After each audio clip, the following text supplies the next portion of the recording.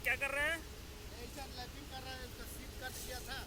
ये steam trap है ना? हाँ, स्टीम ट्रैप है, ये यहाँ से कट गया था इधर से। हाँ। 2-3 जगह कटा हुआ था, स्प्रॉट हो गया था, और ये वाशर में भी स्प्रॉट है। तो इसको लैपिंग करने के बाद इसमें पासिंग बंद हो जाएगा। हाँ, लैपिंग करने के बाद पासिंग बंद हो गया।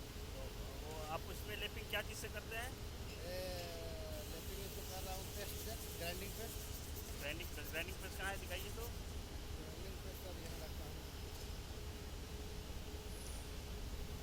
इसको क्या क्या बोलते हैं, इसका पार्ट्स का नाम बताइए। इसमें स्मूथ है, और ये वाला मोटा वाला है क्रॉस।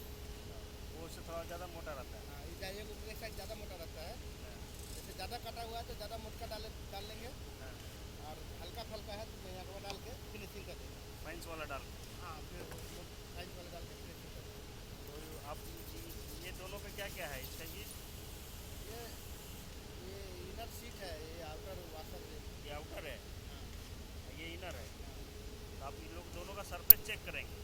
दोनों का सरफेस तो मतलब मिला देंगे तो प्रेस काम करने लगेगा। मतलब उसमें लेपिंग कर रहे हैं